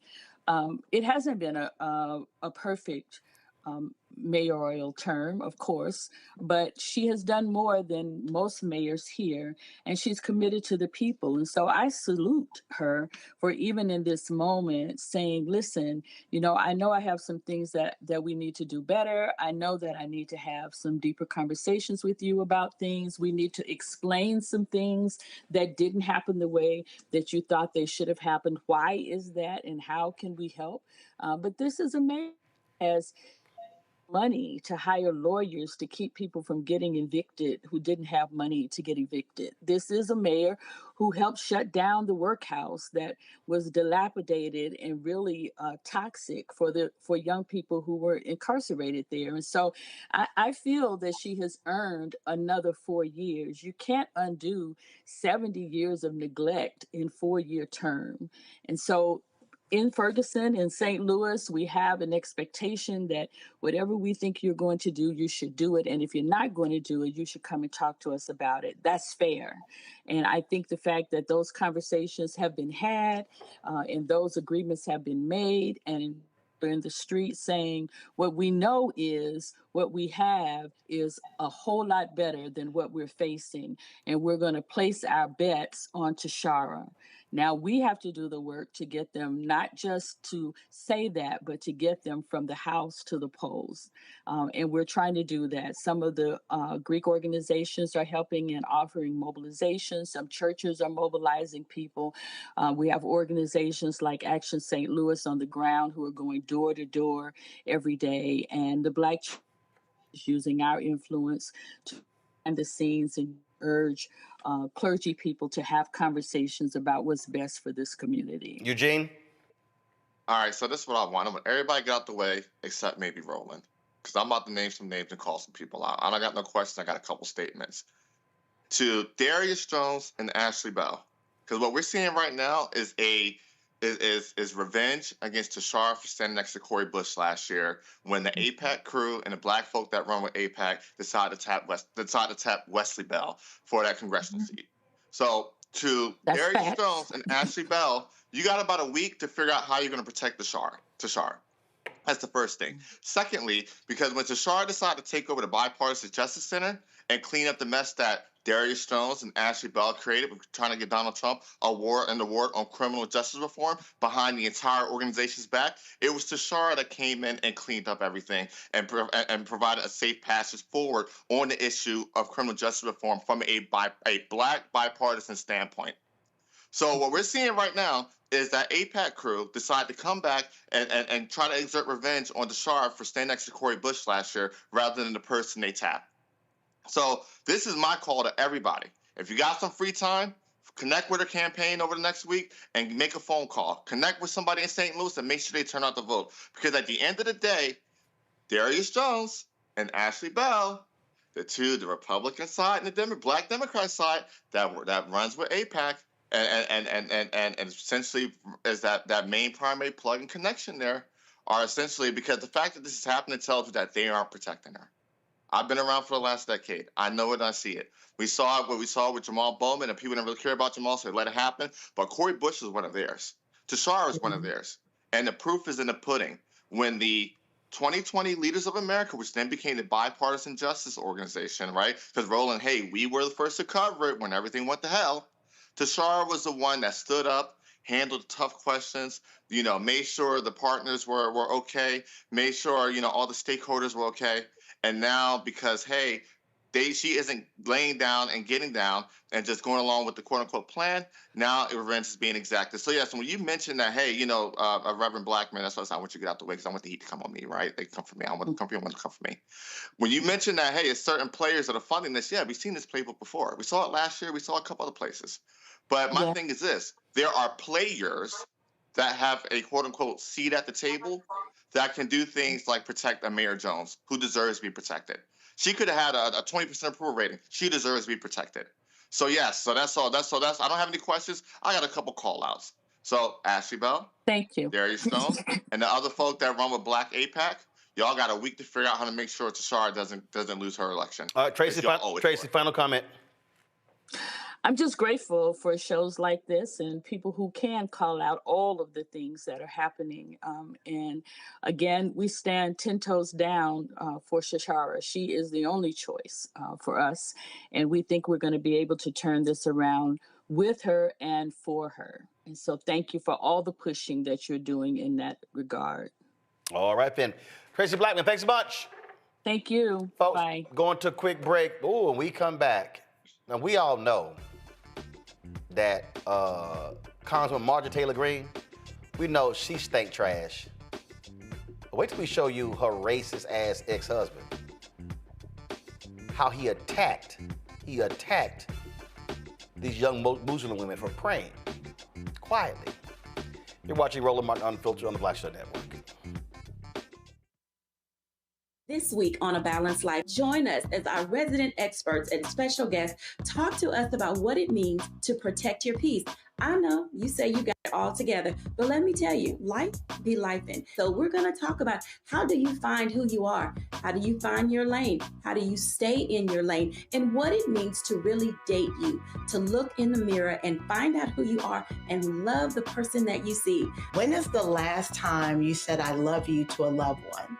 When is the last time you said I love you to yourself? That's next on A Balanced Life with Dr. Jackie here at Black Star Network. What's up, y'all? This is Wendell Haskins, a.k.a. Win Hogan at the Original T Golf Classic. And you know I watch Roland Martin Unfiltered.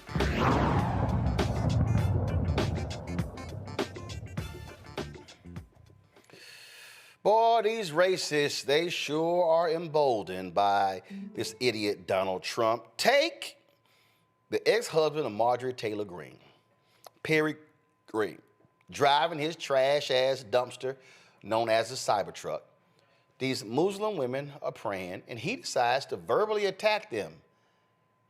Y'all want to see just despicable? Yep, this is the trash that Marjorie Taylor Greene said I do to.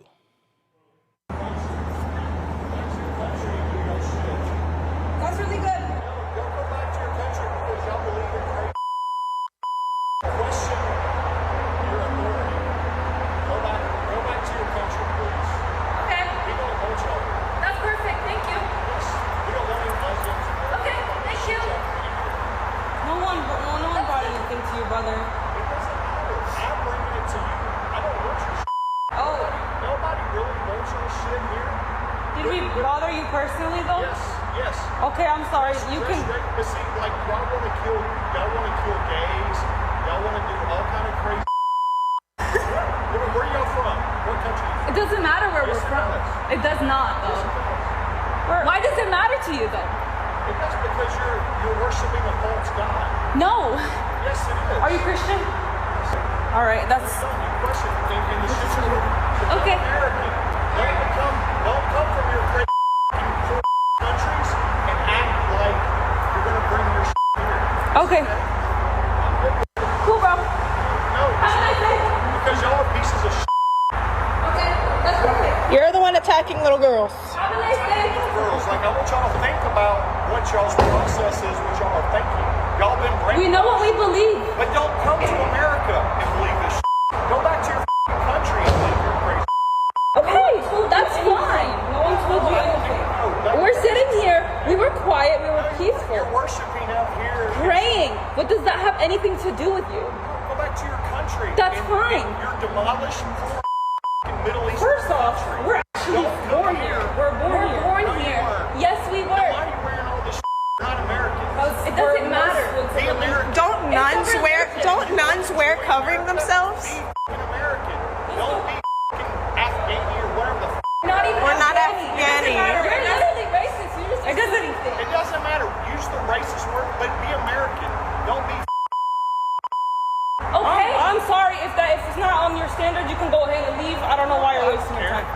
Okay, then if you don't care so much, you can go ahead and enjoy your day. Okay. Because your countries are so where y'all are from is so come here. Go back to your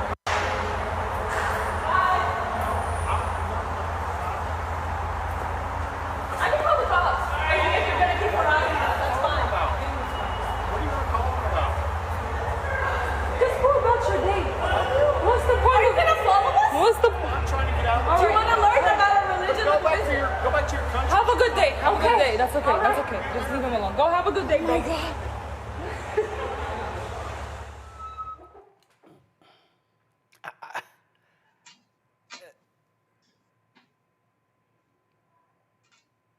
They are praying, minding their business, not sitting here, and this racist, go back to your country.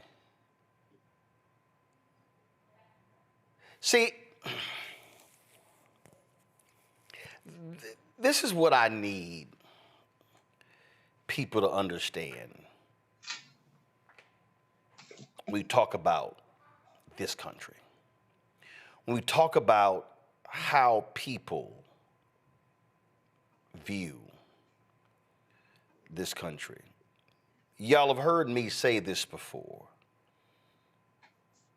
There's a movie called The Under Shepherd. And The Under Shepherd was directed by Robert De Niro. Robert De Niro starred in The Under Shepherd, along with Matt Damon. And in this movie, it is based upon a fictionalized version of the creation of the CIA and how the CIA was created by these white Anglo-Saxon Protestants, and how these white men, the Dulles brothers, how they establish this secret society coming out of skulls and bones to create the CIA. And there's a particular scene in this movie where Matt Damon and Joe Pesci are talking, and Damon's character goes to see Joe Pesci, and he's trying to get the mob's help. And this is loosely tied to Castro, trying to get the mob's help to assassinate Castro, which actually happened in real life. And in the scene, they're talking, and Pesci poses a question. He poses a question to Matt Damon. And in this exchange, if you want to see what America is all about, if you really want to understand what these people actually think about non-white people, we played for y'all, I guess it was last week or maybe 2 weeks ago. We played the clip of J.D. Vance, where J.D. Vance was talking about these European values.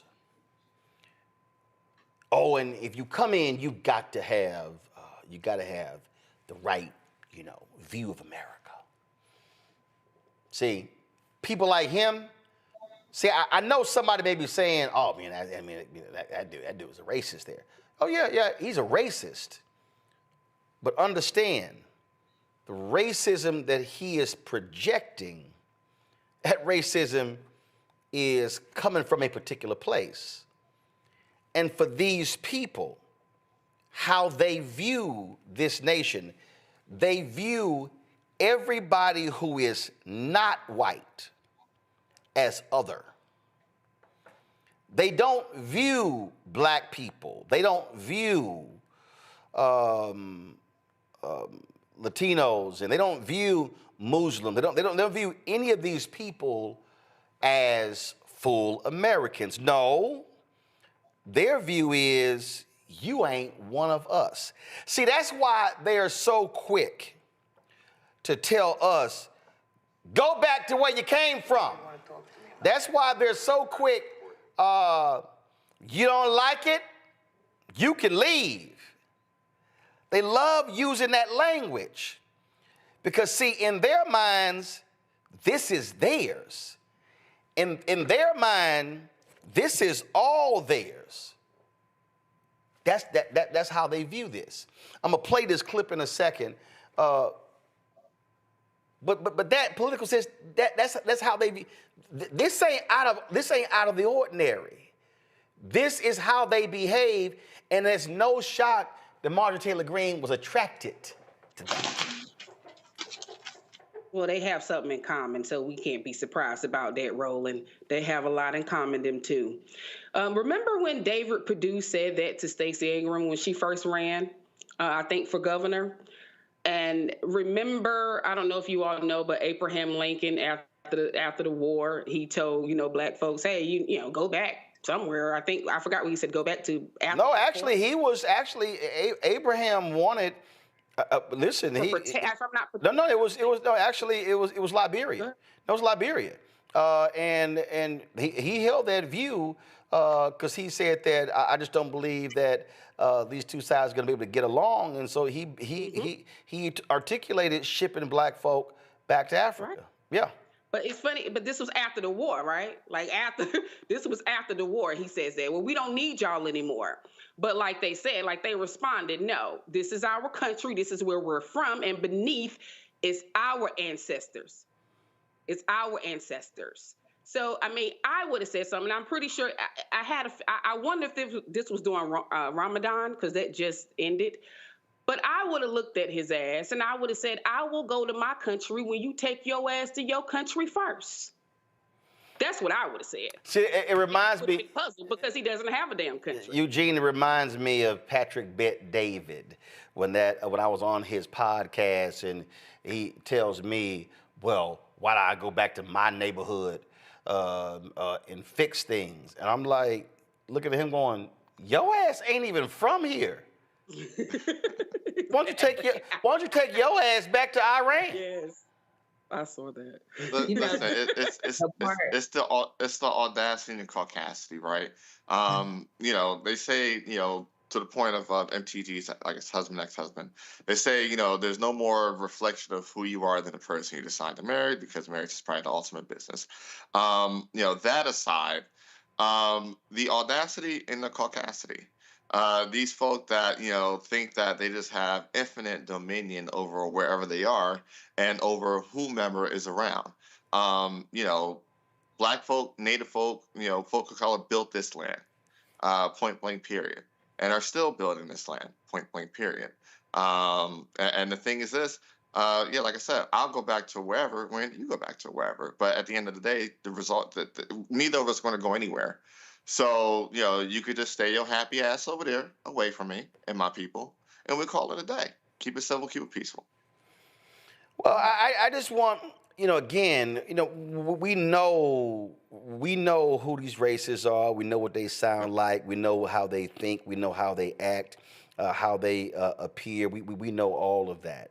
But Zabor, to sit there and watch this man just attack them because they have a different religion, when, fool, we have freedom of religion for a reason. No, but it just shows you their lack of respect for the Constitution. When No. They don't. They love the second. They can't stand the first. No, it's so. They love the second. They don't like the first. When it comes to us, this is why our community paying attention is so important. They're attacking birthright citizenship. They're saying in this, how he's moving is the exact reason of why we got to stay vigilant. If they attack them birthright citizenship and the 14th Amendment and they're trying to put holes in that aspect of the Constitution, then you see them doing things like this and that rhetoric is pushed to the front. That's not Christianity. That's not the faith I know. You know what I mean? It's like you are ignoring humanity in people. You are ignoring loving your neighbor. And nobody's from here. We were brought here. They stole here. It's like, how dare you tell somebody that they're not from America? You don't know those people. And everything about our country has been built on the backs of people that are not from here. There is no country without Black people and the inventions we have, the work we do, the blood, sweat, and tears that build the houses and the White Houses that they get to be in. So it just really irritates me that they use faith to justify hatred. Those young ladies wasn't doing nothing. That old white man that has no couth, no respect, and attacked a person while they're praying, but you say you are of God and you're a Christian. Like, how that? So the movie is The Good Shepherd, and I'm telling you, if y'all are looking for an example that encapsulate America in 1 minute and 7 seconds, and actually, if you actually edit it, it's really 47 seconds. It's this. The government's about to deport you for certain activities. I'm in this country since I'm 2 months old. Does that make me Italian? I'm American. They're trying to send me back? I could have the deportation order reviewed. Have you classified as highly sensitive for national security? I could take the government off your back if you can help us. Usually the guys that scare me. You're the people that make big wars. No, we make sure the wars are small ones, Mr. Palmer. Let me ask you something. We Italians, we got our families and we got the church. The Irish, they have the homeland. The Jews, their tradition. Even the niggers, they got their music. What about you people, Mr. Carlson? What do you have? The United States of America. The rest of you are just visiting.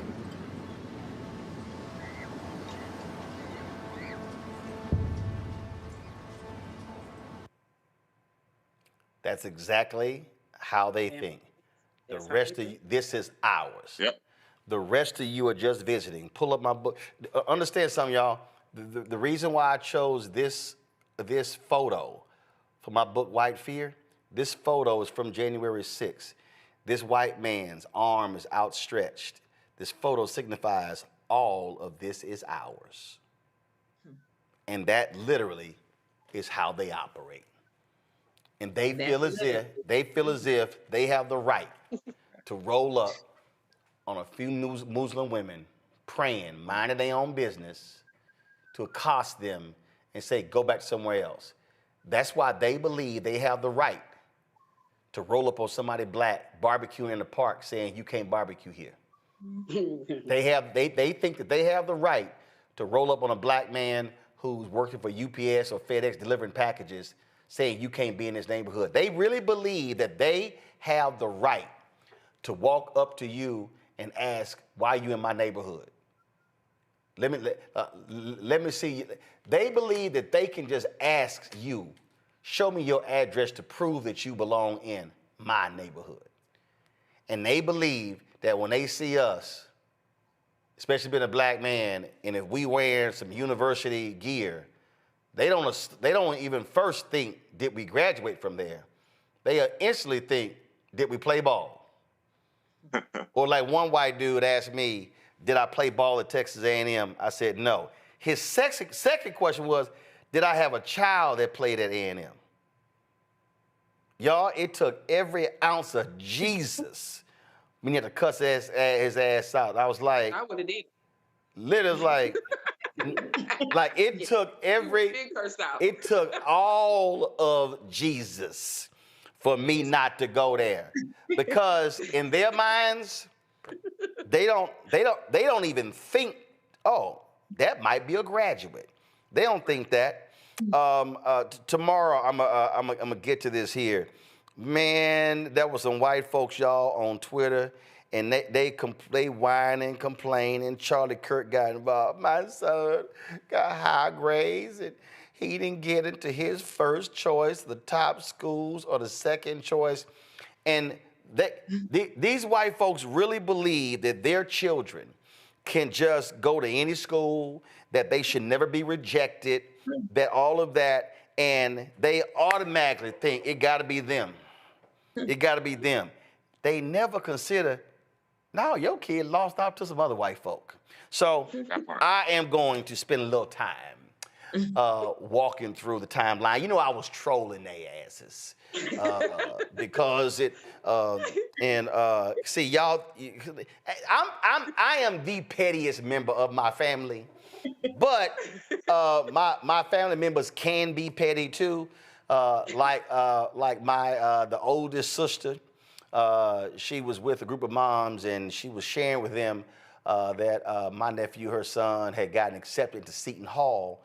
And so one of the white moms said, well, you know, my blonde-haired daughter, you know, she's not gonna get, you know, a scholarship like that. And my sister said, well, baby, we were at the welcome reception. There's a whole bunch of people who look like your daughter who were there, who were blonde-haired. She said, so maybe your daughter needs to study a little bit harder. Hey, there you go. Meritocracy, right? They gotta work harder. They gotta pull themselves up by their bootstraps, right? This is a meritocracy. We don't care about DEI. That's what they say, huh? Until they realize they are the DEI hire, right? They the ones that are not qualified. They are the they not even DEI hires.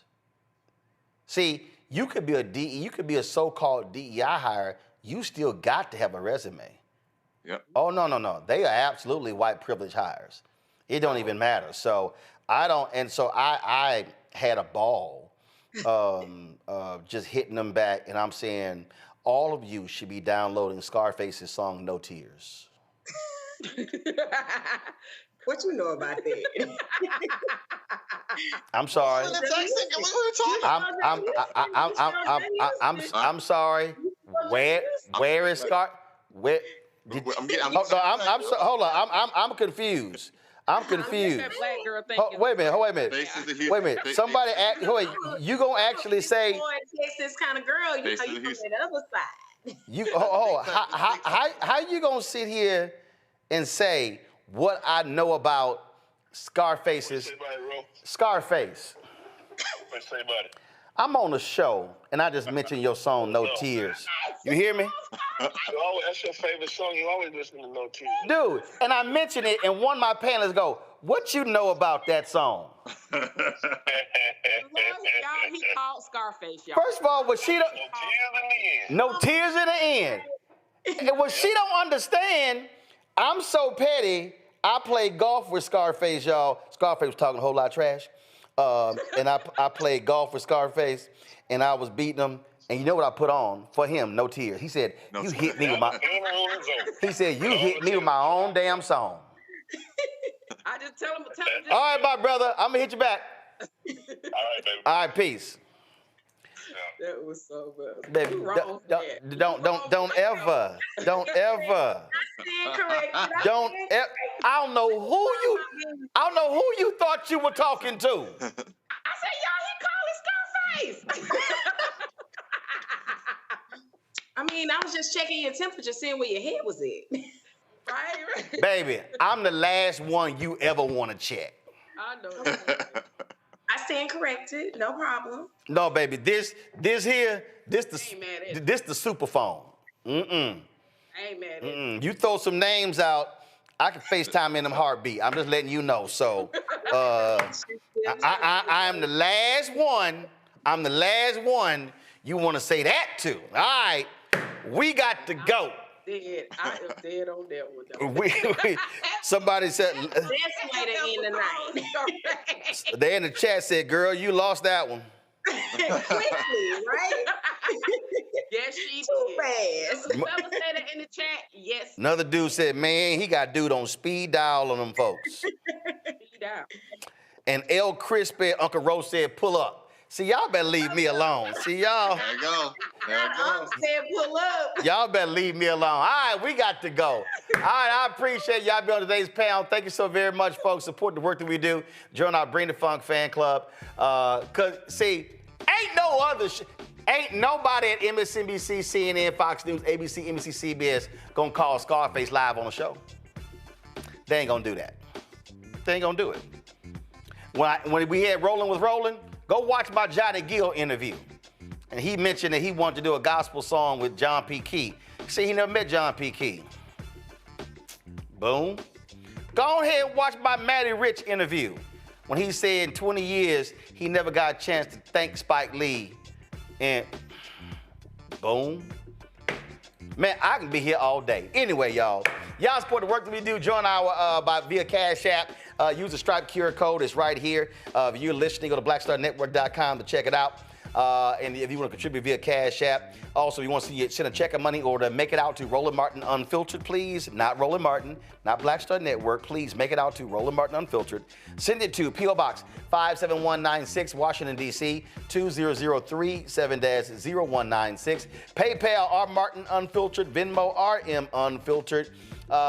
Zale, Roland at RolandSMartin.com, Roland at RolandMartinUnfiltered.com. Download the Black Star Network app, Apple phone, Android phone, Apple TV, Android TV, Roku, Amazon Fire TV, Xbox One, Samsung Smart TV. Be sure to get a copy of my book, White Fear, How the Browning of America is Making White Folks Lose Their Minds, available bookstores nationwide. Download the audio version I read on Audible. Also, of course, be sure to get out Roland Martin Unfiltered Black Star Network swag. Go to rolandmartin.creator-spring.com. Get our newest shirts. Hashtag We Tried to Tell You, FAFO 2025. And don't blame me, I voted for the black woman. QR codes right there as well. And get the Fanbase app. You can also, if you want to invest, $11 million has been raised. The Series A round, the goal is raised $17 million, then it closes. Go to startengine.com/fanbase. Folks, that's it. I'll see y'all tomorrow.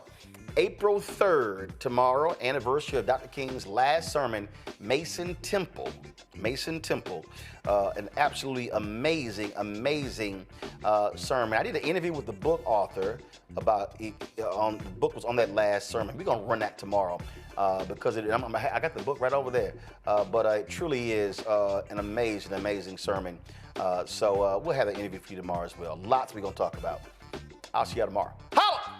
Black Star Network is here. Oh, no punch! I'm real revolutionary right now. Thank you for being the voice of Black America. All momentum we have now, we have to keep this going. The video looks phenomenal. See, there's a difference between Black Star Network and Black-owned media and something like CNN. You can't be Black-owned media and be scared. It's time to be smart. Bring your eyeballs home. You dig?